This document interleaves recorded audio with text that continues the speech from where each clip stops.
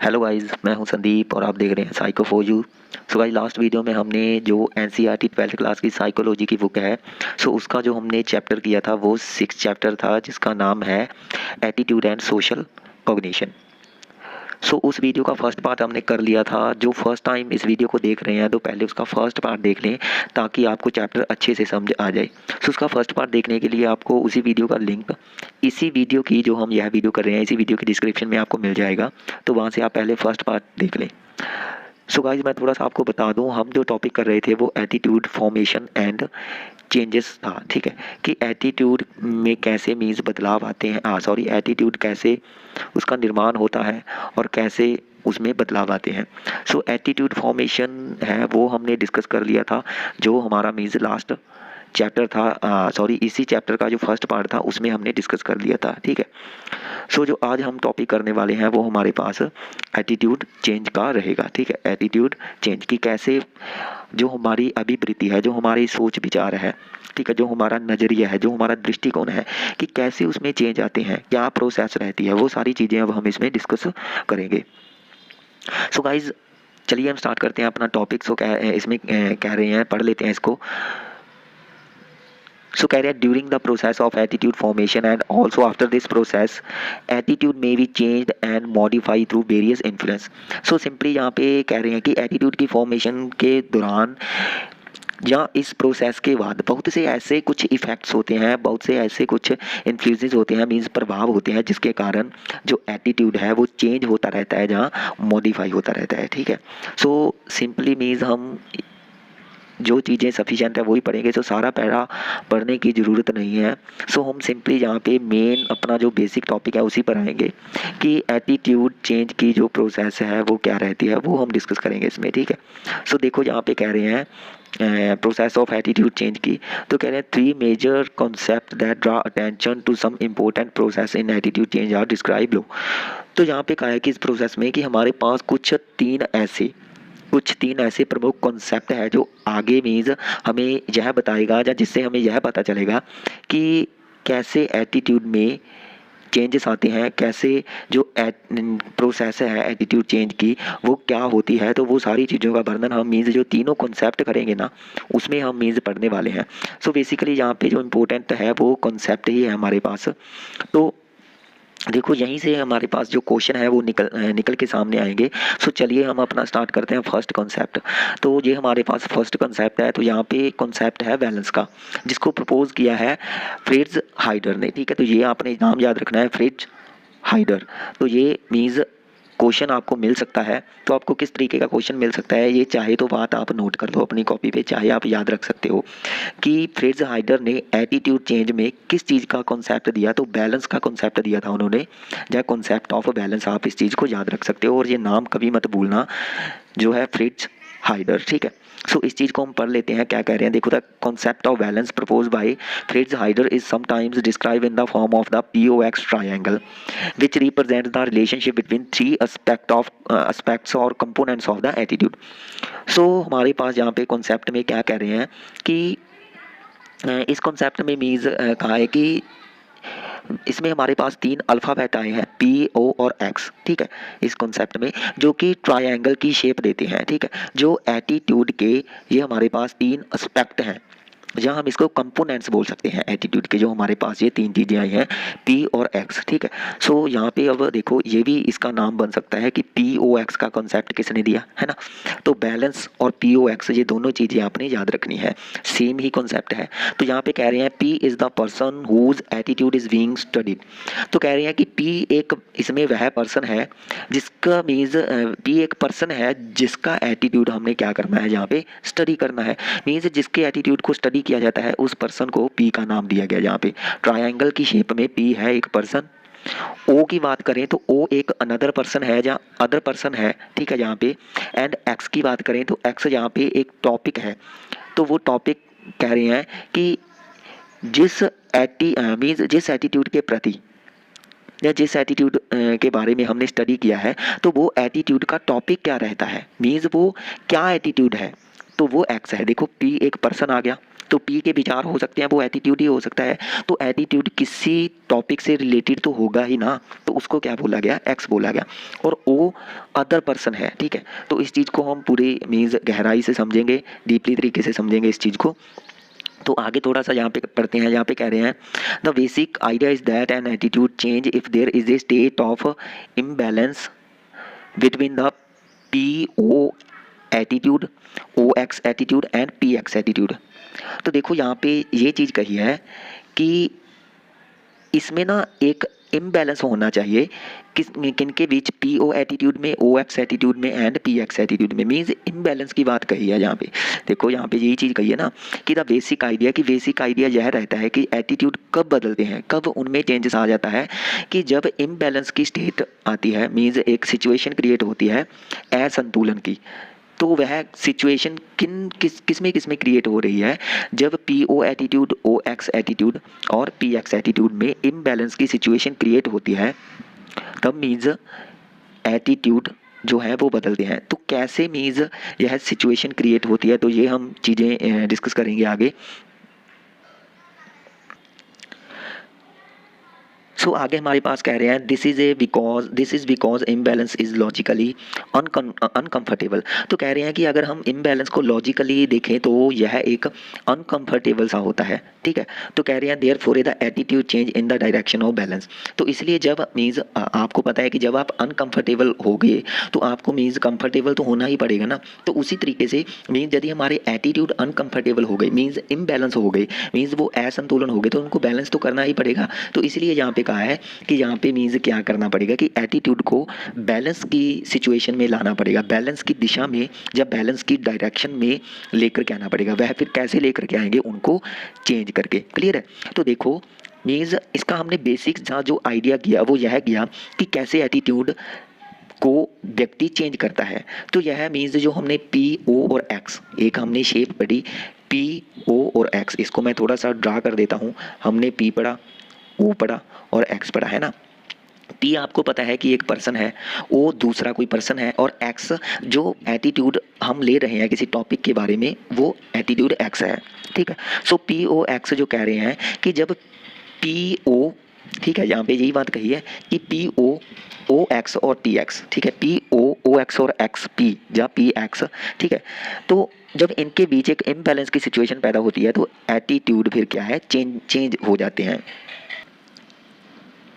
तो अगर इम्बैलेंस की बात करें यहाँ पे तो वो क्या है, अनकंफर्टेबल है। सो अनकंफर्टेबल यदि व्यक्ति हो जाता है तो उसे मीन्स कंफर्टेबल की सिचुएशन में लाना पड़ेगा।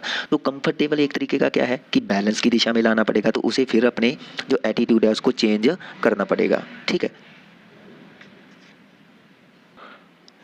सो गाइज आगे देख लेते हैं क्या कह रहे हैं। कह रहे हैं imbalance is found when all three sides of the P O X triangle are negative और टू साइड्स आर पॉजिटिव। देखो दो पॉइंट दिए गए हैं। तो यहाँ पे मीन्स कह रहे हैं कि इम्बैलेंस तब होगा जब मीन्स सारी साइड्स हैं जो पी ओ एक्स की ट्राइंगल में वो नेगेटिव होगी, जहाँ फिर कह सकते हैं कि कम से कम जो दो साइड्स हैं वो क्या हो सकती हैं, पॉजिटिव हो सकती हैं। अगर दो साइड पॉजिटिव होगी तो ऑब्वियसली सी बात है एक साइड फिर क्या होगी, नेगेटिव होगी। तो देखो यहाँ पे ध्यान देने वाली बात ये है कि बैलेंस कब होगा और इम्बैलेंस कब होगा। तो यहाँ पे इम्बैलेंस तो बता दिया कि कब होगा। इम्बैलेंस में कह रहे हैं कि इसमें जहाँ तो सारी साइड्स, जो सभी साइड्स होती हैं ट्रायंगल की, इसको मैं एक ना मीन्स आपको ड्रा करके बता दूंगा, पहले हम पढ़ लेते हैं कि जहाँ तो सारी साइड्स ट्रायंगल की क्या हो, नेगेटिव हो। ये आप अपनी कॉपी पे बात नोट कर लो, ये मीन्स याद करने वाली बात है और इसी चीज़ पे पूरा टॉपिक है वो टिका है, ठीक है। यहाँ तो फर्स्ट पॉइंट में कहा है यहाँ तो सारी साइड पी ओ एक्स जो ट्रायंगल है उसकी नेगेटिव हो, या दो साइड पॉजिटिव हो और एक नेगेटिव हो, तो क्या उस सिचुएशन को हम क्या बोलेंगे, इम्बैलेंस बोलेंगे। और बैलेंस कब होगा, जहाँ तो सारी साइड्स कह रहे हैं आर पॉजिटिव, मीन्स सभी साइड्स यहाँ तो पॉजिटिव हो, और यहाँ कह रहे हैं टू साइड्स आर नेगेटिव और one side is positive, means उसके अपोजिट चीज़ आ गई, ठीक है, यह मीन्स उसके अपोजिट। सो गाइस इस चीज़ को हम थोड़ा सा मीन्स डायग्राम से समझ लेते हैं, ठीक है। सो देखो इसमें हम इसको दो पार्ट्स में डिवाइड कर लेते हैं।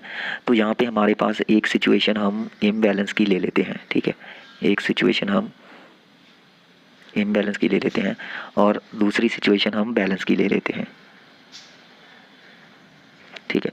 सो यहाँ पे हमारे पास इम्बैलेंस में देखो क्या दिया गया है, जो POX है, ठीक है, POX है, यहाँ तो इसकी सारी साइड क्या होनी चाहिए, इसकी सारी साइड देखो POX की सारी साइड यहाँ पे क्या है ना, नेगेटिव, ठीक है। सो POX ट्रायंगल है जहाँ तो सारी साइड इसकी क्या होनी चाहिए, नेगेटिव होनी चाहिए, ठीक है। यहाँ फिर कह रहे हैं कम से कम इसकी 2 साइड पॉजिटिव और 1 साइड नेगेटिव होनी चाहिए। यहाँ पे आप देख सकते हो कि कम से कम इसकी 2 साइड पॉजिटिव और 1 साइड नेगेटिव। यहाँ पे देखो लिखा है ना कि ये हमने 2 साइड इसकी पॉजिटिव रख ली और 1 साइड नेगेटिव रख ली। तो इस सिचुएशन में जो मीन्स एटीट्यूड होगा वो इम्बैलेंस होगा, अनकंफर्टेबल होंगे, ठीक है। और ऐसे ही अगर हम बात करें बैलेंस की, सो बैलेंस में आप यहाँ पे ऐसे ही जो डायग्राम दिया है तो इसमें कह रहे हैं कि जो POX है, ठीक है, ये सारे एक दूसरे के क्या होने चाहिए, पॉजिटिव होने चाहिए, एक दूसरे के प्रति पॉजिटिव होने चाहिए, ठीक है। और यहाँ फिर ये चीज़ कही है कि भाई कम से कम इसकी जो हमारे पास बैलेंस है कि 2 साइड नेगेटिव हो और 1 साइड क्या हो, पॉजिटिव हो। इसमें इम्बैलेंस में हमारे पास, इसमें तो देखो बैलेंस में हमारे पास एक चीज़ पॉजिटिव है, लेकिन बैलेंस में इम्बैलेंस में हमारे पास 2 चीज़ें पॉजिटिव थी और 1 चीज़ नेगेटिव थी, ठीक है। तो ये एक दूसरे के उलट है। सो होप के इस चीज़ को आप अच्छे से समझ गए होंगे जो हमने किया कि भाई इम्बैलेंस तब होगा जब सारी साइड जो POX की है वो नेगेटिव होगी और 2 साइड पॉजिटिव, यहाँ कह रहे हैं कि 2 साइड पॉजिटिव और 1 साइड नेगेटिव हो तो इम्बैलेंस होगा। और बैलेंस तब होगा कि जब सारी साइड्स पॉजिटिव हो या फिर 2 साइड नेगेटिव और 1 साइड पॉजिटिव हो। क्लियर है? तो होप कि ये चीज़ आप समझ गए होंगे और इसी चीज़ को आगे एग्जाम्पल के थ्रू समझाया गया है, तो वो हम देखेंगे कि कैसे। सो एग्जाम्पल हम पढ़ लेते हैं, जहाँ पे क्या कह रहे हैं एग्जाम्पल में। सो एग्जाम्पल में कह रहे हैं consider the example of dowry. तो आपको बता दें कि जो डाउरी सिस्टम होता है मीन्स दहेज सिस्टम है जो, तो उसके मीन्स प्रति यह एक एग्जाम्पल सेट किया है। तो कह रहे हैं dowry is as an attitude topic X. तो यहाँ पे मैंने आपको कहा था ना कि एक्स एक एटीट्यूड हो सकता है जो कि टॉपिक के रिगार्डिंग एटीट्यूड होता है। तो एक्स एक तरीके का टॉपिक है जहाँ पे वो किससे, एक दहेज से लिया गया है, मीन्स दहेज के बारे में जहाँ पे जो एटीट्यूड चल रहा है उसकी बात की गई है। तो कह रहे हैं suppose a person B has a positive attitude towards dowry PX positive. P is planning to get his son married to the daughter of some person O who has a negative attitude towards the dowry OX negative। तो देखो यहाँ पे अब क्या चीज़ है, यहाँ पे ये चीज़ कही गई है कि भाई जो भी हमारे पास ट्रायंगल शेप बनती है PO और X, यहाँ पे कह रहे हैं कि X एक टॉपिक है जो कि दहेज के बारे में है, ठीक है। तो यहाँ पे हमने एक पर्सन मान लिया P, ठीक है, पर्सन मान लिया P जिसका एटीट्यूड पॉजिटिव है दहेज के रिगार्डिंग, ठीक है। मतलब कि वह दहेज को अच्छा मानता है कि भाई दहेज लेना चाहिए। ये जो P है ये दहेज को एक अच्छी चीज़ मानता है कि दहेज लेना चाहिए। तो मीन्स ये दोनों अब क्या हो गए, ये दोनों पॉजिटिव हो गए। तो यही चीज़ लिखी है ना यहाँ पे आप देख सकते हो PX पॉजिटिव, ये चीज़ लिखी है ना PX पॉजिटिव, ठीक है।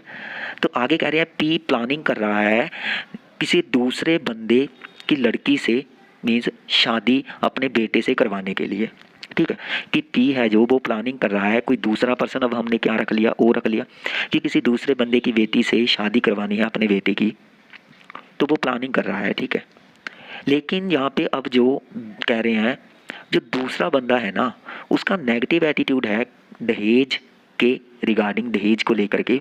सो यहाँ पे अब जो OX हो गया ना ये क्या हो गया, नेगेटिव हो गया। होप के ये चीज़ आप समझ रहे होगे। देखो P दहेज को अच्छा मानता था तो PX क्या हो गए, पॉजिटिव हो गए। लेकिन जिस बंदे, जो दूसरा बंदा था उसकी बेटी से शादी करना चाहता था, मीन्स P अपने बेटे की, तो वो लेकिन जो O था वो दहेज को अच्छा नहीं मानता था, तो उसके नेगेटिव एटीट्यूड था उसका दहेज के प्रति, तो OX यहाँ पे नेगेटिव हो गया, ठीक है। सो गाइज इस चीज़ को हम थोड़ा सा समझ लेते हैं कि जो P और O का एटीट्यूड है उसका नेचर क्या होगा। तो कह रहे हैं कि what would be the nature of the PO attitude and how would it determine balance और इम्बैलेंस इन द सिचुएशन। कि भाई P और O का एटीट्यूड क्या होगा और इस सिचुएशन में यह चीज़ मीन्स बैलेंस होगी या इम्बैलेंस होगी, इस चीज़ को हम कैसे निर्धारित करेंगे। तो यहाँ पे क्या कह रहे हैं, if O initially has a positive attitude towards P the situation would be unbalanced. तो कह रहे हैं यदि O यदि ओ शुरू में पॉजिटिव एटीट्यूड रखता है पी के प्रति, तो जो सिचुएशन है वह क्या होगी, अनबैलेंस होगी, क्योंकि पी एक्स यहाँ पे फिर क्या हो जाएगा, पॉजिटिव हो जाएगा। देखो मैं आपको समझाना चाह रहा था कि भाई हमारे पास जो P है और O है और X है। X क्या था, दहेज था। P एक पर्सन था जो कि दहेज को अच्छा मानता है, तो यहाँ पे इनका पॉजिटिव एटीट्यूड हो गया। O है दहेज को बुरा मानता है, तो यहाँ पे नेगेटिव एटीट्यूड हो गया। लेकिन आगे ये चीज़ कही है कि फिर इनका जो एटीट्यूड है वो क्या रहेगा हमारे पास, कि यह बैलेंस होगा या इम्बैलेंस होगा। तो यदि O P के प्रति पॉजिटिव एटीट्यूड रखता है, यहाँ पे पॉजिटिव एटीट्यूड रखता है, तो ऑब्वियसली सी बात है जो हम पीछे पढ़ चुके हैं कि अगर दो चीज़ें पॉजिटिव आ जाएं और एक चीज़ नेगेटिव आ जाए तो फिर सिचुएशन क्या रहती है, अनबैलेंस रहती है। ठीक है, सिचुएशन क्या रहती है, अनबैलेंस रहती है, क्योंकि P और O एक दूसरे के मीन्स पॉजिटिव है, वो पॉजिटिव एटीट्यूड रखते हैं एक दूसरे के प्रति। ठीक है, तो आगे कह रहे हैं OP कह रहे हैं यहाँ पे PX पॉजिटिव, OP पॉजिटिव और बट OX नेगेटिव। तो ये चीज़ ही मैंने आपको डायग्राम में समझाई थी ना यहाँ पे कि PO और X में, कि यहाँ पे PX क्या है, पॉजिटिव है, तो PX पॉजिटिव आ गया। OX एक दूसरे के प्रति जो OX है वो नेगेटिव है। ठीक है, और OP यहाँ पे लिखा है कि भाई शुरू में वो एक दूसरे के प्रति पॉजिटिव बिहेवियर रखते हैं, तो ये पॉजिटिव है। तो यदि दो चीज़ें पॉजिटिव आ गई, ये दो पॉजिटिव आ गई और एक चीज़ हमारे पास नेगेटिव आ गई यहाँ पे OX जो नेगेटिव है, तो इट मीन जो सिचुएशन होगी वो अनबैलेंस होगी। That is there are two positive and one negative. तो वो जो हम चीज़ पीछे पढ़ चुके हैं कि यदि दो पॉजिटिव चीज़ें हों और एक नेगेटिव हो ट्रायंगल में, तो दिस सिचुएशन ऑफ इम्बैलेंस। तो यह जो सिचुएशन होगी यह इम्बैलेंस होगी। होप के मीन्स एग्जाम्पल के जरिए आप इम्बैलेंस की सिचुएशन समझ गए होंगे। ठीक है, लेकिन अगर यहाँ पे वो अपने विचार बदल लेता है, मीन्स जो O है वो P के प्रति विचार बदल लेता है कि भाई जो पॉजिटिव एटीट्यूड था वह नेगेटिव कर लेता है, तो फिर यहाँ पे मीन्स जो सिचुएशन बनेगी, ठीक है, तो क्या बनेगी सिचुएशन कि ये नेगेटिव हो गए, ये तो नेगेटिव था ही पीछे और ये दोनों पॉजिटिव थे, तो हमारे पास जहाँ पे दो चीज़ें अब नेगेटिव होगी और एक पॉजिटिव होगी, तो सिचुएशन क्या हो जाएगी, बैलेंस हो जाएगी। और इसी चीज़ को हम आगे पढ़ने वाले हैं। तो यहाँ पे देखो आगे कह रहे हैं one of the three attitude will therefore have to change. अब यहाँ पे तीनों एटीट्यूड में हमें मीन्स क्या करना पड़ेगा, एक एटीट्यूड को चेंज करना पड़ेगा। तीनों एटीट्यूड में से हमें एक एटीट्यूड को चेंज करना पड़ेगा। ठीक है, सो इसको गाइज कैसे इन्होंने चेंज किया है, तो कह रहे हैं this change could take place in the PX relationship. देखो जो हम बदलाव कर रहे हैं यहाँ पे, तो वह बदलाव किस रिलेशनशिप के बारे में हो सकता है, जहाँ तो वो आप PX के रिलेशनशिप के बारे में ले सकते हो कि भाई जो P एक पर्सन है वह जो दहेज है उसको क्या करने लग जाए कि भाई उसको अच्छा बुरा कहने लग जाए, कि उसको डिसलाइक करना स्टार्ट कर दे कि भाई दहेज तो बाकी में बुरी बात है ना, क्योंकि वह दहेज को अच्छा मानता था तो पॉजिटिव आ रहा था। लेकिन यदि वह दहेज को अब जहाँ पे डिसलाइक करना स्टार्ट कर देगा, तो यहाँ पे फिर जो कि P और X का रिलेशनशिप है वो नेगेटिव हो जाएगा। और कह रहे हैं या फिर यह क्या हो सकता है, OX रिलेशनशिप के बारे में हो सकता है कि यहाँ जो O है, जो दूसरा पर्सन है, वह जो दहेज है उसको क्या मानता था कि भाई बुरा मानता था, तो वह उसको अच्छा मानना स्टार्ट कर दे, कि लाइक करना स्टार्ट कर दे उसको। तो फिर यहाँ पे क्या हो जाएगा, जो नेगेटिव था वो पॉजिटिव हो जाएगा। ठीक है, जो इन दोनों के बीच रिलेशनशिप नेगेटिव चल रहा था वो पॉजिटिव हो जाएगा। और यहाँ यह हो सकता है OP रिलेशनशिप के बारे में कि भाई जो O है वह P को जो अच्छा मान रहा था, ठीक है, लाइक कर रहा था, उसके प्रति जो एटीट्यूड था वो पॉजिटिव था, तो वो नेगेटिव कर ले, मीन्स उसको डिसलाइक करना ही स्टार्ट कर दे। जो मैंने पहले ही आपको बता दिया था कि भाई यदि OP को अच्छा मानना मीन्स बुरा कहना लग जाएगा कि भाई P व्यक्ति जो दहेज को अच्छा मानता है, तो ऑब्वियसली सी बात है कि O दहेज को बुरा मानता है ना, तो O फिर P को भी क्या करेगा, डिसलाइक करेगा। So in short, an attitude change will have to take place so that there will be 3 positive relationship और 2 नेगेटिव रिलेशनशिप। तो यदि मीन्स यह ऐसा होगा कि या तो जो PX का रिलेशनशिप है वो P और X एक दूसरे के प्रति मीन्स एटीट्यूड को नेगेटिव करने, डिसलाइक करने लग जाए, या फिर यह OX रिलेशनशिप के बारे में हो सकता है कि O है जो उसको डिसलाइक करता था उसको लाइक करने लग जाए, या फिर यह OP के रिलेशनशिप के बारे में हो सकता है कि O P को डिसलाइक करना स्टार्ट कर दे। ठीक है। तो फिर यहाँ पे क्या होगा कि जो सिचुएशन होगी, ठीक है, वो क्या बनेगी कि यहाँ पे तीनों पॉजिटिव रिलेशनशिप होंगे, जो there will be 3 positive relationship, या फिर यहाँ पे दो नेगेटिव रिलेशनशिप बनेंगे और एक पॉजिटिव रिलेशनशिप बनेगा ट्रायंगल में, ठीक है। सो फिर इससे क्या होगा कि जो सिचुएशन है वह बैलेंस हो जाएगी। देखो यहाँ पे क्या था, मैं पहले थोड़ा सा पहले चले जाते हैं, जब सिचुएशन इम्बैलेंस थी, पी एक व्यक्ति था, ओ दूसरा व्यक्ति था, और एक्स हमारे पास दहेज प्रथा थी, है ना। पी दहेज प्रथा को लाइक करता था तो पॉजिटिव एटीट्यूड था, लेकिन ओ दहेज प्रथा को लाइक नहीं करता था तो नेगेटिव एटीट्यूड था।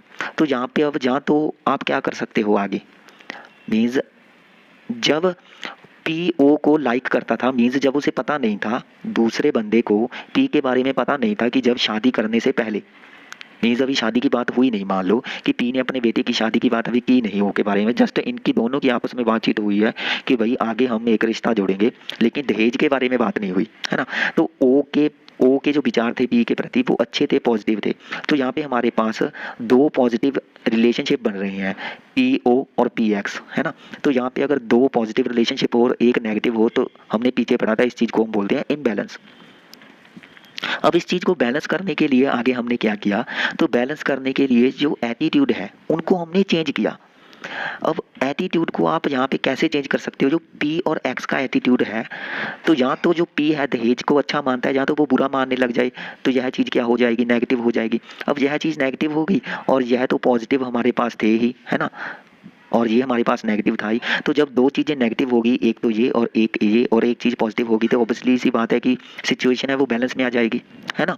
और ऐसे ही या फिर ये रिलेशनशिप किसके बारे में हो सकता है, ये हमारे पास कह रहे हैं कि यहाँ ये जो रिलेशनशिप है ओ एक्स के बारे में हो सकता है, ठीक है, कि जो ओ है, दूसरा बंदा है, वो दहेज को गलत मानता है तो वो उसे अच्छा मानने लग जाए कि भाई दहेज देना अच्छी बात है, तो मीन्स फिर उसके जो एटीट्यूड है वो पॉजिटिव हो जाएगा, ठीक है। तो यहाँ पे भी जो इनके प्रति जो एटीट्यूड था वो पॉजिटिव था, ठीक है, और ये भी एक दूसरे के प्रति पॉजिटिव विचार रखते थे, है ना। तो तीनों पॉजिटिव आ गए। तो हमने ये चीज़ भी पढ़ी थी कि यदि ट्रायंगल में तीनों जो हमारे पास रिलेशनशिप है तीनों का वो पॉजिटिव होता है तो वहाँ पे सिचुएशन बैलेंस होती है।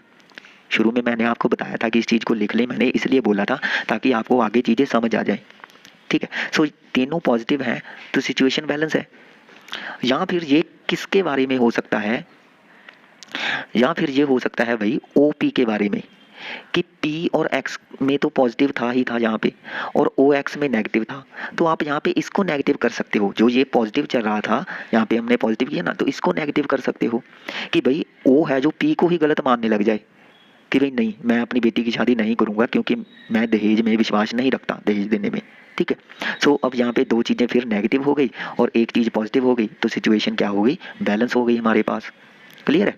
सो होप के इस एग्जाम्पल के थ्रू आप काफ़ी चीज़ें समझ गए होंगे, ठीक है। सो ये था हमारे पास जो टॉपिक था जिसको बोलते हैं बैलेंस करना, बैलेंस का कॉन्सेप्ट था यह, ठीक है।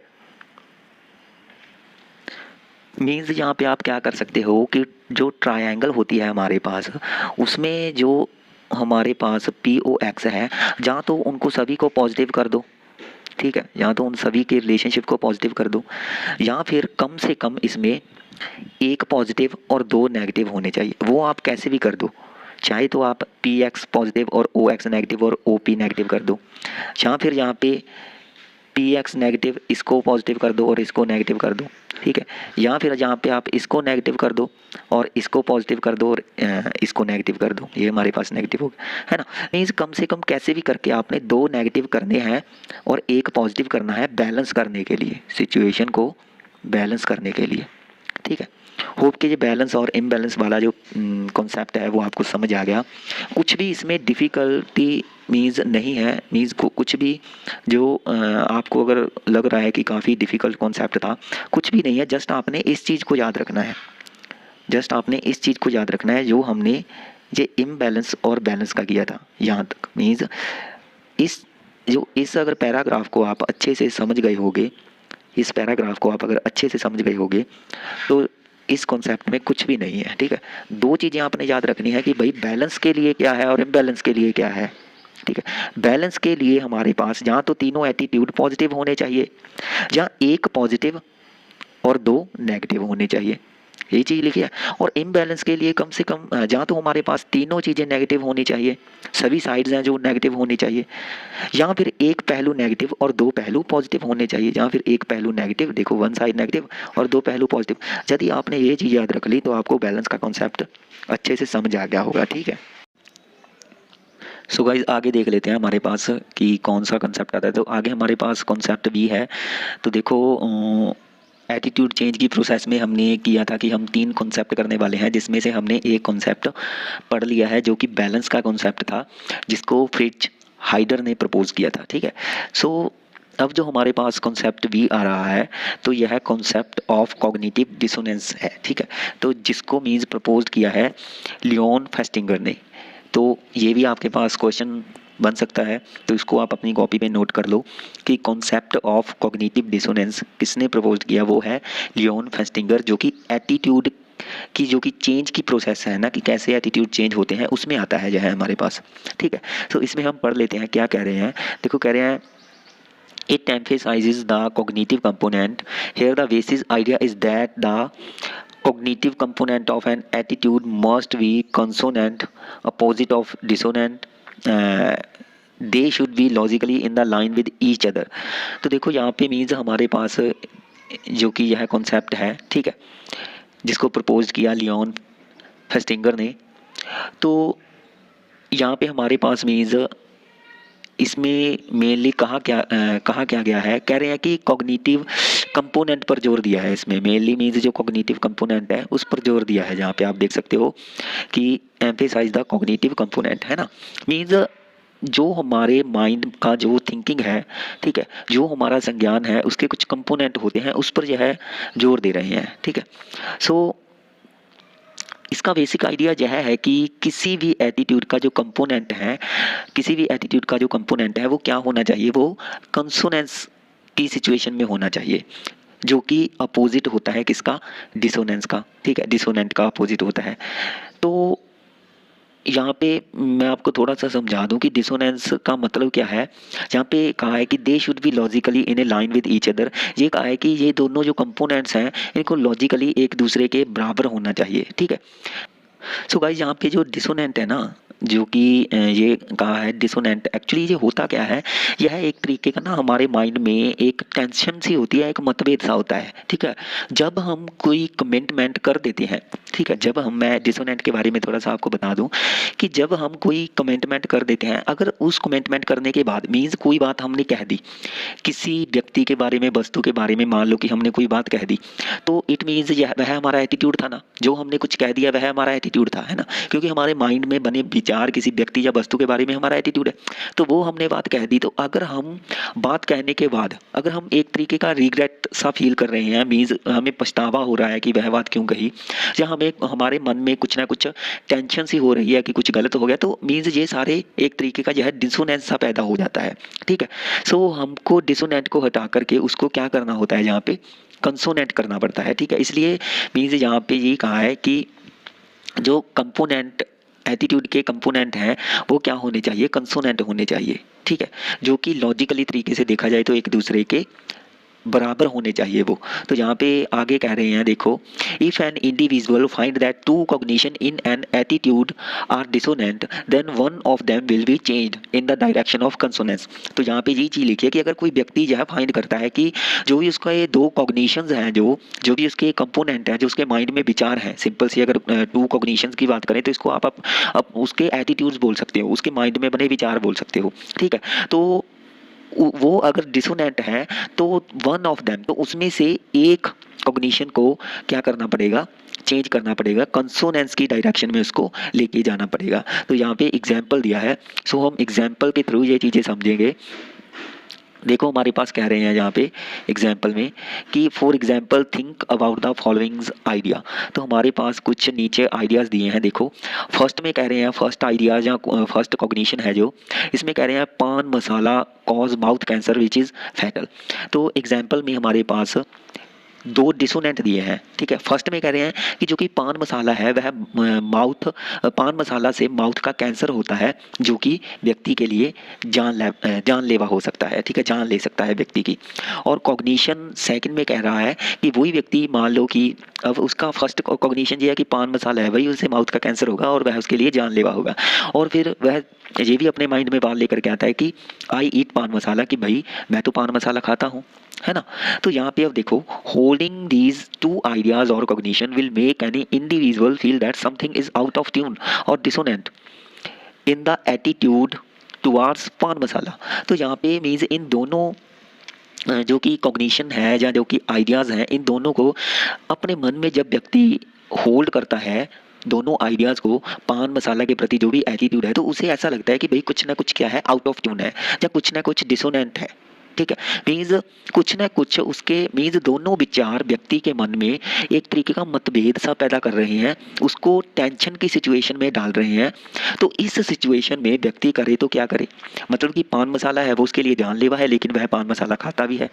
तो दोनों कॉग्निशन अब यहाँ पे अब एक कॉग्निशन को क्या करना पड़ेगा, चेंज करना पड़ेगा यहाँ पे। सो यहाँ पे ये लिखा है therefore one of these idea will have to be changed, मतलब कि एक आइडिया को आप क्या कर लो, चेंज कर लो। और इसको अब इसको भी देखो, जब दोनों एक चीज़ डिसोनेंट है, ठीक है, एक चीज़ डिसोनेंट, मान लो कि एक चीज़ डिसोनेंट है यहाँ पे, तो उसको दूसरी चीज़ को कंसोनेंट्स कर लो या कंसोनेंट कर लो, तो दोनों चीज़ें बराबर हो जाएगी ना, डिसोनेंट और एक चीज़ कंसोनेंट, तो दोनों चीज़ें बराबर हो जाएंगी। तो यहाँ पे यही तो एक तरीके का बैलेंस है, तो यहाँ पे भी हमें बैलेंस ही करना है एक तरीके का, ठीक है। सो देखो कह रहे हैं so that the consonants can be attend, तो यहाँ पे हमको क्या प्राप्त करना पड़ेगा, क्या हमें चाहिए कि कंसोनेंस चाहिए, ठीक है। जब कह रहे हैं one of these idea will have to be change, तो हमें एक आइडिया चेंज करना पड़ेगा, तो हम फिर किसको अटेंड कर लेंगे, यहाँ पे कंसोनेंस को अटेंड कर लेंगे।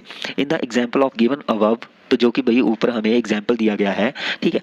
तो यहाँ पे फिर वह कुछ ना कुछ चेंज कर सकता है। कह रहे हैं इन ऑर्डर टू रिमूव और रिड्यूस द डिसोनेंस, तो मीन्स जो ऊपर एग्जाम्पल दिया गया है इसमें क्या करना पड़ेगा, जो डिसोनेंस है इसको रिमूव करना पड़ेगा। तो वो फिर आगे इसको रिमूव करने के लिए क्या करेगा, डिसोनेंस को कहेगा आई विल स्टॉप ईटिंग पान मसाला।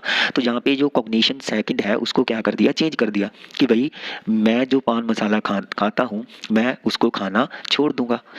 This would be the healthy, वह उसके लिए हेल्थी भी होगा और logically and sensible way of reducing dissonance, और जो कि डिसोनेंस को रिड्यूस करने के वे से देखा जाए तो वह लॉजिकल और सेंसिबल भी होगा, ठीक है। सो यहाँ पे अब उसने क्या किया, जो सेकंड कॉग्निशन था इसको चेंज कर दिया, क्योंकि अब देखो पान मसाला है, ठीक है, इससे तो कैंसर होगा ही होगा, इसको तो हम चेंज कर नहीं सकते। या तो हम वैसे अपने माइंड में बैठा सकते हैं ये चीज़ कि भाई पान मसाला से कैंसर नहीं होता, लेकिन ये रियलिटी नहीं है, ठीक है। लगातार यूज़ करने वाले जो पान मसाला या गुटखा वगैरह जो भी है, तो उनसे मीन्स माउथ का कैंसर वगैरह, गले का कैंसर वगैरह, जीभ का कैंसर वगैरह होता ही होता है, जी आप सभी को पता है। तो इस चीज़ को आप इग्नोर नहीं कर सकते, लेकिन इस चीज़ को आप छोड़ सकते हो, ठीक है, कि अगर आप पान मसाला खाते हो तो इसको आप छोड़ सकते हो, जिससे आपका मीन्स फिर जो कॉग्निशन 2 है इसको चेंज करके जो कि आपका डिसोनेंस है वो दूर हो जाएगा। क्लियर है। सो यहाँ पे हमें जो भी कंपोनेंट होते हैं ना उसको चेंज करना होता है। सो आगे देख लेते हैं, आगे हमारे पास क्या कह रहे हैं। नेक्स्ट पैराग्राफ में कहा है कि Festinger and Carl Smith, two social psychologist हैं जो conduct an experiment that showed how two cognitive dissonant works, मतलब कि जो कि फेस्टिंगर एंड कार्ल स्मिथ हैं जो कि दो सामाजिक मनोवैज्ञानिक हैं, तो उन्होंने एक एक्सपेरिमेंट कंडक्ट किया यह शो करने के लिए कि कैसे कॉग्निटिव डिसोनेंस वर्क करता है। तो उन्होंने इस चीज़ को वॉक्स 2 में दिया है, तो हम वॉक्स 2 देख लेते हैं। तो हमारे पास ये रहा वॉक्स 2, तो इसको हम देख लेते हैं वॉक्स 2 को। सो पहले बॉक्स 2 में पढ़ लेते हैं कि क्या कुछ कहा है। कह रहे हैं after participate in a very boring experiment a group of students were asked to tell another group of student waiting outside that the experiment was very interesting. For telling this lies to the waiting students half of the first group of students was paid $1 and the another half were paid $20। तो इसमें एक paragraph में एक example ही लिया है कि भाई $20 के लिए झूठ बोलना, यह मीन्स इसका हेडिंग है। तो इसमें क्या कह रहे हैं कि इसमें कहा है कि बहुत ही बोरिंग एक्सपेरिमेंट में पार्टिसिपेट करने के बाद जो कि स्टूडेंट्स के ग्रुप हैं, ठीक है, स्टूडेंट के ग्रुप से यह कहा गया कि वह दूसरे स्टूडेंट के ग्रुप को बाहर जाकर के जो कि वेट कर रहे हैं तो उसको यह कहें कि जो कि एक्सपेरिमेंट है वह बहुत ही इंटरेस्टिंग था। ठीक है, मतलब कि एक ग्रुप है जो कि स्टूडेंट्स का, उसने एक्सपेरिमेंट देख लिया जो कि बहुत ही बोरिंग था, लेकिन उनसे यह कहा गया उन स्टूडेंट से कि भाई अपने बाहर जो स्टूडेंट वेट कर रहे हैं तो उनसे ये कहें कि भाई एक्सपेरिमेंट बहुत ही इंटरेस्टिंग था, इसके मीन्स जस्ट झूठ बोलना है। और झूठ बोलने के लिए उन्होंने क्या किया, टीचर्स ने, उन्होंने ग्रुप को बांट करके, मीन्स जो यह ग्रुप था, वन ग्रुप था, इसको बांट करके आधे स्टूडेंट्स को तो $1 पे कर दिया और आधे स्टूडेंट्स को $20 पे कर दिए जहाँ पे। ठीक है, मतलब कि उनको कुछ ना कुछ पे कर दिया झूठ बोलने के लिए। ठीक है, तो आगे फिर यहाँ पे क्या कह रहे हैं देखो, तो उन्होंने मीन्स पे करने के बाद जो भी अपनी बात है वो स्टूडेंट दूसरे ग्रुप के स्टूडेंट्स तक पहुँचा दी। ठीक है, जहाँ नहीं पहुँचाई, ये आगे की प्रोसेस है, इसमें ये चीज़ नहीं लिखी गई, लेकिन इसमें आगे ये लिखा गया है कि आफ्टर सम वीक्स, मीन्स कुछ हफ्तों बाद, ठीक है, जब कुछ हफ्ते बीत जाते हैं, मीन्स उनसे ये कहा गया था कि भैया आपने झूठ बोलना है, आधों को $1 दे दिया और आधों को $20 दे दिए, मीन्स उन्होंने झूठ बोल दिया होगा ताकि एक्सपेरिमेंट में ज़्यादा से ज़्यादा भाग ले सके, चलो जो भी था। लेकिन कुछ समय बाद the participants of the boring experiment were asked to recall the experiment and to say how interesting they had found that experiment to be. लेकिन कह रहे हैं कुछ हफ्तों बाद, जब कुछ हफ्ते बीत जाते हैं, ठीक है, सो कुछ हफ्तों बाद उस बोरिंग एक्सपेरिमेंट को उन्हीं स्टूडेंट्स को, जो कि स्टूडेंट्स का पहला ग्रुप था, उन्हीं स्टूडेंट्स को कहा गया कि भाई उस एक्सपेरिमेंट को रिमाइंड करो और सोचो कि वह कितना इंटरेस्टिंग लगा था उस टाइम पे आपको। ठीक है, अब यहाँ पे वो एक्सपेरिमेंट के बारे में सोच रहे हैं, है ना, लेकिन अगर देखा जाए तो एक्सपेरिमेंट बहुत ही बोरिंग था। रियलिटी थी कि एक्सपेरिमेंट बहुत ही बोरिंग था, लेकिन उन्होंने $20 के लिए और आधे स्टूडेंट ने $1 के लिए जो भी है झूठ वगैरह बोल दिया था दूसरे स्टूडेंट्स को। ठीक है, तो कह रहे हैं the response sure that the $1 group describe the experiment as more interesting than the $20 group. तो इसमें कहा है, देखो पहले मैं थोड़ा सा आपको यहाँ तक ना समझा देता हूँ जो हमने किया है कि एक्सपेरिमेंट 2B तक मैं आपको थोड़ा सा समझा देता हूँ कि जहाँ तक हमने यह समझा कि जो प्रयोग होने के बाद आधे स्टूडेंट को $20 दिए और आधों को $1 दिया कि उनको झूठ बोलने के लिए, कि जो भी स्टूडेंट वहाँ वेट कर रहे हैं उनको जस्ट झूठ बोलना है। लेकिन उसके बाद जब कुछ हफ्ते बीत जाते हैं तो उन्हीं स्टूडेंट के द्वारा यह पूछा गया, उन्हीं स्टूडेंट के द्वारा जिन्होंने झूठ बोला था, यह पूछा गया कि एक्सपेरिमेंट को रिमाइंड करो और उसको एक्सप्लेन करो कि वह कितना इंटरेस्टिंग था। तो आगे ये कह रहे हैं the response sure that the $1 group describe the experiment as a more interesting than the $20 group. तो ग्रुप में जिन्हें $1 मिला था उन्होंने एक्सपेरिमेंट को बहुत ही ज़्यादा इंटरेस्टिंग बताया जिन्हें $20 मिले थे उनकी बजाय। तो मीन्स यहाँ पर $1 पाने वाले स्टूडेंट्स ने अपने एटीट्यूड को यहाँ पे क्या कर लिया, चेंज कर लिया, बिकॉज यहाँ पर वे कॉग्निशन डिसोनेंस को फील कर रहे थे। ठीक है, उन्होंने क्यों, देखो यहाँ पे यही कहा है ना कि the explanation was the $1 student change their attitude towards the experiment because they experience cognition dissonance. क्योंकि यहाँ पे उन्हें ये लग रहा था कि भाई उन्होंने जो कि $1 के लिए झूठ बोल दिया है ना, तो फिर जब उनसे पूछा गया ना तो उन्होंने उस एक्सपेरिमेंट के बारे में जो एटीट्यूड था उसको ही चेंज कर दिया, क्योंकि चाहे रियलिटी थी कि एक्सपेरिमेंट बोरिंग था, लेकिन अब उन्होंने $1 ले लिया था, झूठ बोल दिया था, तो उनको ये लग रहा था यार कहीं ना कहीं कुछ गलत हो गया। तो क्योंकि उन्होंने झूठ बोला था तो उन्होंने फिर आगे एक्सपेरिमेंट को ज़्यादा इंटरेस्टिंग बता दिया। तो यहाँ पे हमने यही पढ़ा था ना कि जिनको $20 मिले थे उनकी बजाय $1 वालों ने ज़्यादा इंटरेस्टिंग बता दिया कि भई उन्होंने $1 के लिए झूठ बोल दिया, इसलिए उन्होंने ज़्यादा इंटरेस्टिंग बता दिया। चाहे एक्सपेरिमेंट बोरिंग ही था लेकिन उन्होंने इंटरेस्टिंग बताया, क्योंकि वे फील कर रहे थे कॉग्निटिव डिसोनेंस को, और इसको रिमूव करने के लिए, इसको रिड्यूस करने के लिए, वह कंसोनेंट की डायरेक्शन में जाने के लिए उन्होंने मीन्स अपने एटीट्यूड को ही बदल दिया कि भाई एक्सपेरिमेंट बहुत ही इंटरेस्टिंग था। तो यहाँ पे इसी चीज़ को दिया है कि इन द $, जब इनिशियल कॉग्निशन था उनका, तो जब मीन्स वो डिसोनेंट कॉग्निशन में थे तो उन्होंने ये कहा था, यहाँ पे आप देख सकते हो कि मीन्स उन्होंने कहा था कि the experiment was very boring. Starting में एक्सपेरिमेंट बहुत ही बोरिंग था, उनकी ये थिंकिंग थी। और उसके बाद मीन्स उन्होंने I told the waiting student that it was interesting, और उन्होंने वेट कर रहे स्टूडेंट को यह बोल दिया कि भाई एक्सपेरिमेंट बहुत ही इंटरेस्टिंग था। क्योंकि I told A lie for only $1, क्योंकि वह उसके मन में यह भी चल रहा था कि उसने सिर्फ $1 के लिए उसने झूठ बोल दिया।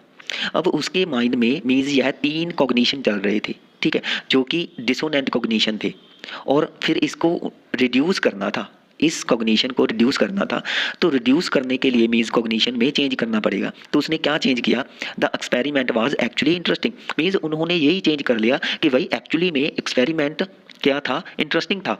जब एक्सपेरिमेंट अब इंटरेस्टिंग ही था, $1 वाले बच्चे जो ये सोच रहे हैं कि भाई एक्सपेरिमेंट इंटरेस्टिंग था, तो फिर उन्होंने वेट कर रहे स्टूडेंट को भी यही बोला है कि भाई एक्सपेरिमेंट इंटरेस्टिंग था, ठीक है। तो यहाँ पे मीन्स उनको लगा कि भाई उसने झूठ नहीं बोला, क्योंकि उन्होंने तो स्टूडेंट को यही बोला है कि एक्सपेरिमेंट इंटरेस्टिंग था।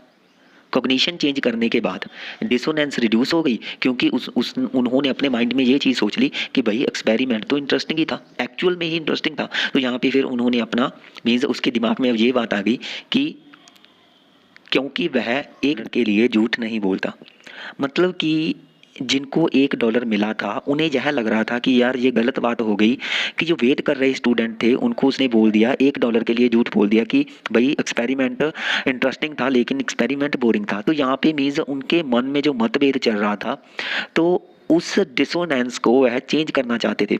तो कॉग्निशन को चेंज करके वह डिसोनेंस को उन्होंने क्या कर दिया, रिड्यूस कर दिया कि भाई एक्सपेरिमेंट तो एक्चुअल में ही इंटरेस्टिंग था। तो उन्होंने स्टूडेंट को भी वही बोला था जो बाहर वेट कर रहे हैं कि इंटरेस्टिंग था, क्योंकि वह $1 के लिए झूठ नहीं बोलते। क्लियर है। सो आगे यहाँ पे $20 वालों की बात की गई है। सो कह रहे हैं the $20 group did not experiment cognition dissonance. तो यहाँ पे ये कहा गया है कि जो $20 वाले स्टूडेंट थे उन्होंने कॉग्निशन डिसोनेंस था, जो कि सॉरी कॉग्निटिव डिसोनेंस था, मीन्स माइंड में जो भी मतभेद चल रहा था उसको फील ही नहीं किया।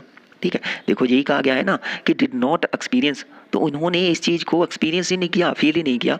So they did not change their attitude towards the experiment and rated it was very boring. तो इसलिए उन्होंने अपने एटीट्यूड को भी चेंज नहीं किया।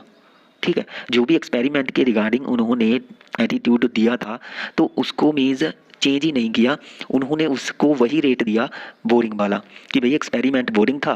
तो उन्होंने वेट कर रहे स्टूडेंट को ये कहा कि यह बोरिंग है, क्योंकि उन्हें झूठ बोलने के लिए $20 मिले थे। क्लियर है।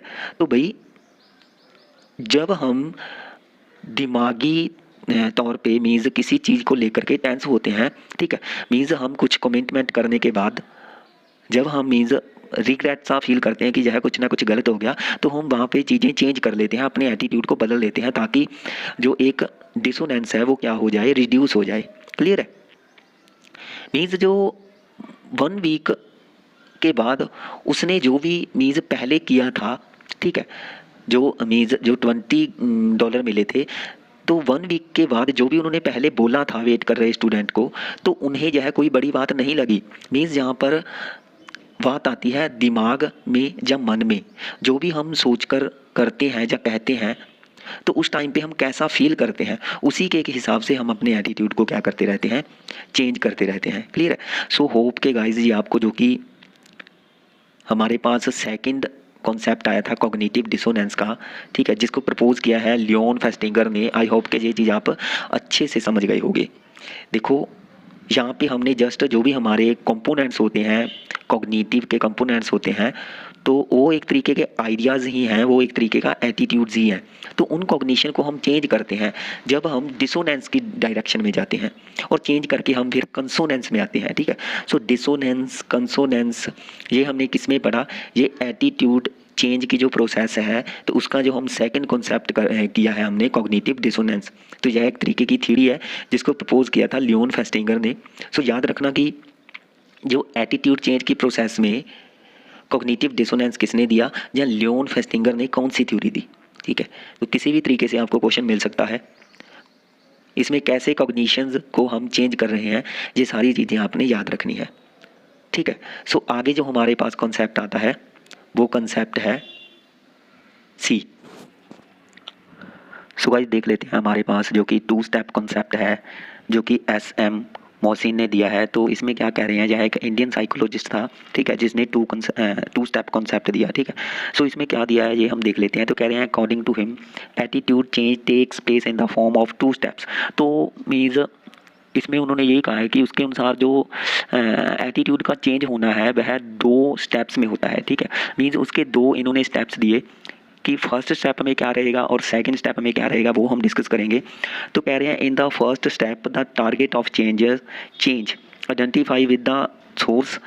The target is the person whose attitude is to be changed. The source is the person through whose influence the change is to take place. तो देखो अब फर्स्ट स्टेप में हमारे पास 2 चीज़ें आई हैं, एक तो है टारगेट और एक है सोर्स। तो इसमें देखो टारगेट और सोर्स के बारे में कुछ हमारे पास कहा है। तो टारगेट का है कि इसमें जो टारगेट है वह सोर्स के साथ अपना आइडेंटिफिकेशन स्थापित करता है, ठीक है। मीन्स टारगेट है जो वह सोर्स के साथ एक तरीके की पहचान बनाता है, ठीक है।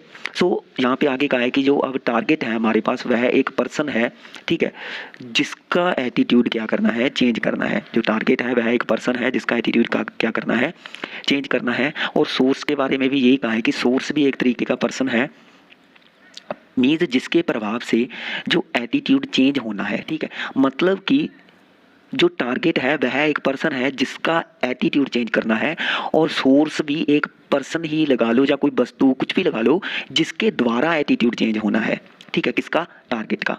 अब इन दोनों में जो आपस में आइडेंटिफिकेशन हो रही है, पहचान हो रही है, परस्पर जो भी इनका चल रहा है, ठीक है, तो उसके द्वारा ही चीज़ें इसमें चेंज होगी। तो देखो हमारे पास कहा है आइडेंटिफिकेशन के बारे में कहा है, identification means that the target has liking and regard for the source. She or he puts herself or himself in the place of the target and try to feel like her or him. तो यहाँ पे identification के बारे में means कहा है, बताया है कि मतलब कि जो कि आइडेंटिफिकेशन है उसका मतलब यह है कि टारगेट इसमें जो सोर्स होता है उसको लाइक करता है और उसके रिगार्डिंग एक रिस्पेक्ट का भाव रखता है, ठीक है। मीन्स एक फीलिंग रहती है रिस्पेक्ट की, किसके रिगार्डिंग, सोर्स के रिगार्डिंग। मीन्स दोनों एक दूसरे को पसंद करते हैं, एक दूसरे को रिस्पेक्ट देते हैं, ठीक है। आगे हमारे पास कह रहे हैं the source must have a positive attitude towards the target. मतलब कि जो अब यहाँ पे जो सोर्स रहता है तो वो भी टारगेट के रिगार्डिंग एक पॉजिटिव एटीट्यूड शो करता है, ठीक है।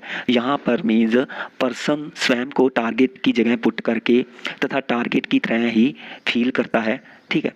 सो दूसरी तरफ जो सोर्स रहता है वो भी मीन्स टारगेट के प्रति एक पॉजिटिव एटीट्यूड रखता है, उसका भी पॉजिटिव एटीट्यूड होना चाहिए। और कहा है and the regard and attraction become mutual, और उनमें आपस में एक तरीके की रिस्पेक्ट होनी चाहिए, एक तरीके की आपस में म्यूचुअल अट्रैक्शन होनी चाहिए। क्लियर है। तो देखो यहाँ पे मीन्स इतनी सी बात है कि जो 2 स्टेप थ्योरी है इसमें हमारे पास जो फर्स्ट स्टेप है, तो फर्स्ट स्टेप में टारगेट को भी एक पर्सन बनाया है और सोर्स को भी पर्सन बनाया है। टारगेट ने सोर्स के साथ मीन्स एक तरीके का परस्पर रिलेशनशिप कायम करना है, रिलेशनशिप बनाना है, और उनका जो रिलेशनशिप है वो स्ट्रॉन्ग हो, और उनमें मीन्स एक दूसरे के प्रति जो वह सोच विचार कर रहे हैं एक दूसरे के प्रति, मीन्स जो उनका एटीट्यूड है वो पॉजिटिव होना चाहिए, जिसमें कि उसमें आपस में अट्रैक्शन होनी चाहिए, आपस में रिस्पेक्ट देना है एक दूसरे को, ठीक है, पॉजिटिव एटीट्यूड रखना है, ठीक है। तो मीन्स ये फर्स्ट स्टेप रहता है। और वो आइडेंटिफिकेशन का मतलब यही है कि जो टारगेट है वो सोर्स की तरह बनना चाहता है, उसकी तरह पहचान बनाना चाहता है, ठीक है। लेकिन यहाँ पे टारगेट अलग है, सोर्स अलग है। टारगेट वो व्यक्ति है जिसका एटीट्यूड चेंज होना है, और सोर्स वो व्यक्ति है जिसके द्वारा, जिसके प्रभाव से, या हम कह सकते हैं जिसके द्वारा या जिसके प्रभाव से टारगेट का एटीट्यूड चेंज होना है। तो सोर्स वह पर्सन है। क्लियर है। सो गाइज यहाँ तक जो हमने पूरी प्रोसेस पढ़ी है, जो फर्स्ट स्टेप में हमने जो भी प्रोसेस रीड की है, सो यहाँ पे टारगेट और सोर्स की आपस में एक तरीके की आइडेंटिफिकेशन थी, जिसमें वो एक दूसरे के प्रति पॉजिटिव अट्रैक्शन रखते थे, एटीट्यूड रखते थे, एक दूसरे को लाइक करना, रिस्पेक्ट देना, ठीक है। ये सारी चीज़ें उसमें जो होती थी और यही चीज़ उसको म्यूचुअल बनाती है, ठीक है। अब बात करते हैं हम यहाँ पे सेकंड स्टेप की। तो देखो यहाँ से स्टार्ट होता है सेकंड स्टेप। तो कह रहे हैं the source herself or himself show an attitude change by actually changing her or him behaviour towards the attitude object. तो जो हमारे पास आगे सेकंड स्टेप है, इसमें कह रहे हैं कि जो सोर्स है वो अपने एटीट्यूड में चेंज शो करता है, अपने एटीट्यूड में यहाँ पे एक शो करता है, परिवर्तन शो करता है, चेंजेस शो करता है, ठीक है। और यह चेंजेस वह एटीट्यूड के ऑब्जेक्ट के प्रति अपने बिहेव में एक्चुअली रूप से चेंज करते हुए लाता है, ठीक है। मीन्स यहाँ पर ये कहना चाहता है, पता नहीं ये चीज़ आपको समझ आई होगी या नहीं, लेकिन मैं समझा देता हूँ। यहाँ पर वह जो एटीट्यूड ऑब्जेक्ट के प्रति अपना एक्चुअली बिहेवियर जो चेंज करते हुए, अपना एक्चुअली व्यवहार है जो वो चेंज करते हुए एटीट्यूड को चेंज करता है, ठीक है। मीन्स यहाँ पे जो सोर्स है, ठीक है, मैं बात कर रहा हूँ यहाँ पे सोर्स की।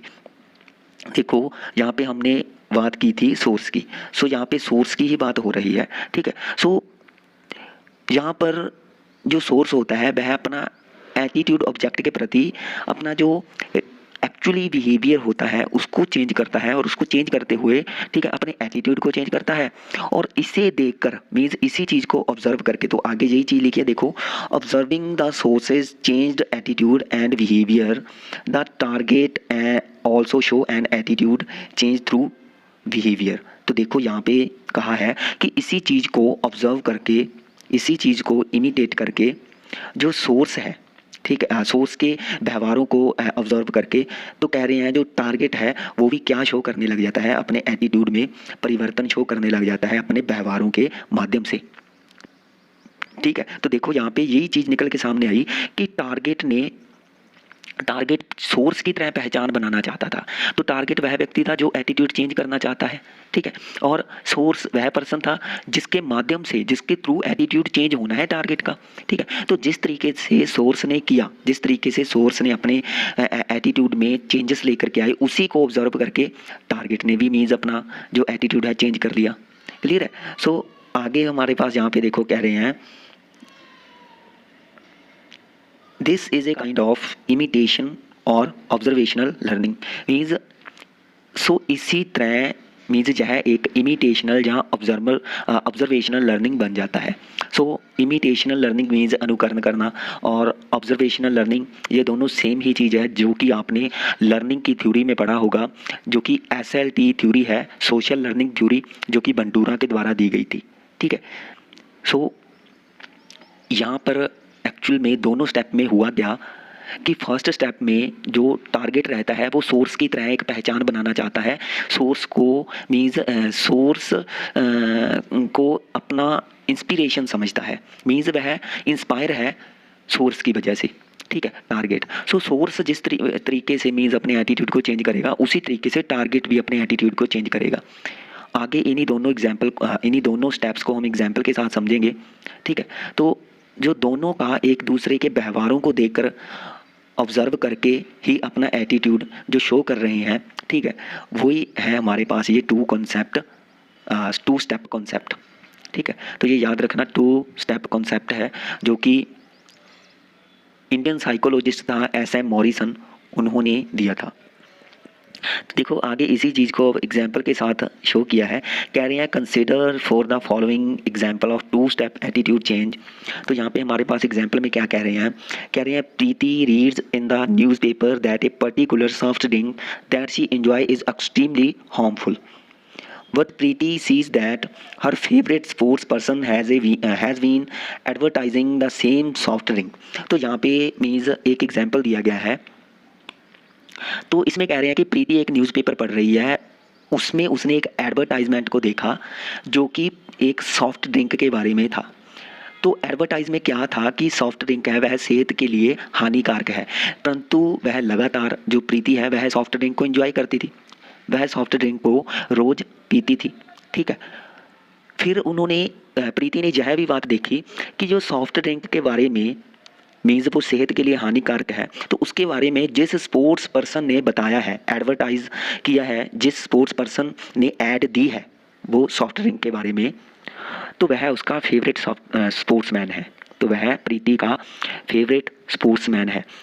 मीन्स आगे कह रहे हैं she has identify herself with the sports person and would like to imitate her or him. देखो वही बात आ गई ना, जहाँ पे जो टारगेट रहता था वो सोर्स की तरह बनना चाहता था, और वही चीज़ यहाँ पे है, जो प्रीति है वो स्पोर्ट्स पर्सन की तरह ही दिखना चाहती है, उसको इमिटेट करती है, उसको पसंद करती है और अपनी पहचान उसी की तरह बनाना चाहती है ना। तो यहाँ पर प्रीति एक टारगेट हो गई और स्पोर्ट्स पर्सन एक सोर्स हो गया। तो देखो प्रीति अब लगातार अब जो प्रीति है वह जो सॉफ्ट ड्रिंक है उसको लाइक करती है, लेकिन उधर उसने ऐड देखा कि जो स्पोर्ट्स पर्सन है जिसको वह पसंद करती है, जिसको वह फॉलो करती है, मीन्स उस खिलाड़ी के साथ जो अपना आइडेंटिफिकेशन उसने स्थापित कर लिया है, वह हमेशा उसी को फॉलो करती है, उसी से वह इंस्पायर है। ठीक है, तो वह देखती है कि वह स्पोर्ट्स पर्सन कह रहा है कि जो सॉफ्ट ड्रिंक है वो नहीं लेनी चाहिए, वह हार्मफुल है। तो यहाँ पे देखते हैं कि प्रीति अब सॉफ्ट ड्रिंक के बारे में जो अपना एटीट्यूड है, पहले उसका एटीट्यूड पॉजिटिव था, तो कैसे उसका नेगेटिव होता है एटीट्यूड, ये हम आगे डिस्कस करेंगे। सो देखो यहाँ पे कह रहे हैं हमारे पास, now suppose the sports person wishes to change people's attitude towards the soft drink from positive to negative. तो यहाँ पे कह रहे हैं कि अब मान करके चलिए कि अब सपोज करिए कि जो स्पोर्ट्स पर्सन है वह लोगों का एटीट्यूड सॉफ्ट ड्रिंक के प्रति जो पॉजिटिव एटीट्यूड है वह उसको नेगेटिव बनाना चाहता है, तो वह मीन्स कैसे नेगेटिव बनाएगा। यहाँ पे अब हमारे पास कह रहे हैं the sports person must first show positive feelings for her or his fan. तो यहाँ पे पहले तो जो स्पोर्ट्स पर्सन है एक तरीके का पॉजिटिव फीलिंग शो करेगा अपने फैंस के रिगार्डिंग। ठीक है, मीन्स फर्स्ट ऑफ ऑल वह अपने चाहने वालों के प्रति एक पॉजिटिव फीलिंग शो करेगा। उसके बाद then actually change her or his feel own habit of consuming that soft drink, जो कि आगे फर्स्ट स्टेप इनको बना करके दिया है, perhaps by substituting it with a health drink. मतलब कि यहाँ पे अब जब वह अपने चाहने वालों के प्रति मीन्स एक पॉजिटिव फीलिंग शो करेगा, उसके बाद वह सॉफ्ट ड्रिंक के प्रति मीन्स अपनी फीलिंग जो अपना एटीट्यूड है उसको चेंज करते हुए बताएगा कि उसने सॉफ्ट ड्रिंक पीना छोड़ दिया है जो कि सेहत के लिए हानिकारक था, तथा उसने सॉफ्ट ड्रिंक की जगह पर किसी अन्य हेल्थी ड्रिंक को क्या कर लिया है, चूज़ कर लिया है। सो ये एक तरीके का फर्स्ट स्टेप था। ठीक है, जिसमें उसने मीन्स यह शो किया अपने चाहने वालों को कि भाई उसने सॉफ्ट ड्रिंक को छोड़ करके एक हेल्थी ड्रिंक चूज़ कर लिया। अब इस चीज़ को उसके फैंस हैं जहाँ उसके चाहने वाले हैं वो क्या कर रहे हैं, देख रहे हैं, ऑब्जर्व कर रहे हैं, फॉलो कर रहे हैं, है ना इस चीज़ को। तो यह यहाँ पे हमारे पास जो फर्स्ट स्टेप आता है वो यही है। ठीक है, उसके बाद कह रहे हैं if the sports person actually change her or his behaviour it is very likely that now Preeti will also change her attitude and behaviour and stop consuming the harmful soft drink. So यह हमारे पास second step बन गया कि भाई अब second step में क्या होगा कि यदि जो स्पोर्ट्स पर्सन है वो एक्चुअली तरीके से जो अपने लाइफ में मीन्स इस चीज़ को अपना लेगा कि भाई अपने व्यवहारों को वो एक्चुअली तरीके से चेंज कर लेगा, तो इसी को देख करके जो प्रीति है, ठीक है, वह भी अपने एटीट्यूड को जो सॉफ्ट ड्रिंक के प्रति या उसका जो व्यवहार है वह भी चेंज कर लेगी और जो भी हार्मफुल सॉफ्ट ड्रिंक है उसको पीना छोड़ देगी। मीन्स हमारे पास पूरे एग्जाम्पल में क्या चीज़ चली, पूरे एग्जाम्पल में जहाँ पे जो टारगेट था वो प्रीति थी और जो कि सोर्स था वो स्पोर्ट्स पर्सन था। ठीक है, तो उनके साथ जो प्रीति है, जो टारगेट प्रीति है वह सोर्स स्पोर्ट्स पर्सन के साथ अपना आइडेंटिफिकेशन सेट कर चुकी है, वह उससे इंस्पायर है, वह उसी को फॉलो करती है, उसे ऑब्जर्व करती है, वह उस जैसा बनना चाहती है। सो ऑब्वियसली सी बात यह है कि वह खिलाड़ी जो करेगा जो कहेगा वैसा ही उसके चाहने वाले करेंगे। सो फर्स्ट स्टेप के बाद जो सेकंड स्टेप में यदि वह खिलाड़ी रियलिटी में, यहाँ पे हमारे पास सेकंड स्टेप आया था ना, तो यहाँ पे यही कह रहे हैं ना कि यदि वह एक्चुअली तरीके से अपने व्यवहार को चेंज कर लेगा। सो यदि वह खिलाड़ी रियल में या एक्चुअल में अपना बिहेव चेंज करता है, सो उस सॉफ्ट ड्रिंक के प्रति मीन्स जो प्रीति का बिहेव है वो भी चेंज होने की जो पॉसिबिलिटी है जहाँ पे वो अधिक होगी। ठीक है, और प्रीति अपने व्यवहार में चेंज लाएगी और जो हार्मफुल सॉफ्ट ड्रिंक है उसको लेना बंद कर देगी। ठीक है, सो गाइस बेसिक सी बात यह याद रखनी है आपने। 2 स्टेप जो हमने कॉन्सेप्ट किया, यह पूरी तरह से सोशल लर्निंग थ्योरी है जो कि बंडूरा ने दी थी, जिसको इमिटेशनल लर्निंग या ऑब्जर्वेशनल लर्निंग भी बोल देते हैं, उस पर बेस्ड है यह जो कॉन्सेप्ट है। ठीक है, मीन्स यहाँ पर सोर्स को दे करके टारगेट अपना एटीट्यूड है वो चेंज कर रहा है। ठीक है, सो फर्स्ट स्टेप में म्यूचुअल मीन्स एक तरीके की चलती है कि आपस में जो भी एक दूसरे को लाइक करना, एक दूसरे को फॉलो करना है ना, एक दूसरे के प्रति जो विचार है वो पॉजिटिव होने चाहिए, अच्छी फीलिंग्स होनी चाहिए, तो वो तो फर्स्ट स्टेप में चलती है। और सेकंड स्टेप में फिर जो एटीट्यूड है वो चेंज होना यहाँ पे आता है। मीन्स वह टारगेट रहता है, वह सोर्स को देख करके अपना एटीट्यूड चेंज कर लेता है। ठीक है, सो गाइज आगे हमारे पास ना जो फैक्टर हैं वो आते हैं कि एटीट्यूड चेंज होता है तो उसको प्रभावित करने वाले जो फैक्टर हैं, तो ये चीज़ हम पहले ही पढ़ चुके हैं, फर्स्ट पार्ट में ही पढ़ चुके हैं, आपको याद होगा, जिसमें बैलेंसी, एक्सट्रीमनेस, सिंप्लिसिटी और कॉम्प्लेक्सिटी और सेंट्रलिटी हमने की थी। ठीक है, तो यही सेम कारक है जिसके द्वारा जो एटीट्यूड है वो चेंज हो सकता है। ठीक है, सो ये हम कारक नहीं पढ़ेंगे, आगे हम टॉपिक देखेंगे जो हमारे लिए मीन्स हेल्पफुल होगा, जो टॉपिक वो हम करेंगे आगे इसी चैप्टर में। सो गाइज यह थी हमारी 6th चैप्टर जो कि एटीट्यूड एंड सोशल कॉग्निशन है, उसका सेकंड पार्ट। फर्स्ट पार्ट की जो कि वीडियो है वो आपको प्रोवाइड कर दी है, उसका लिंक आपको इसी वीडियो की डिस्क्रिप्शन में मिल जाएगा। सो आगे मिलेंगे हम थर्ड पार्ट के साथ, तब तक के लिए आपको सलाम, नमस्ते, सत श्री अकाल, अलविदा, खुदा हाफिज़ एंड देखते रहें साइको फॉर यू और thanks for watching. Click on the give icon to subscribe us. Please subscribe us for more updates. Click on the give icon to subscribe us. Please subscribe us for more updates.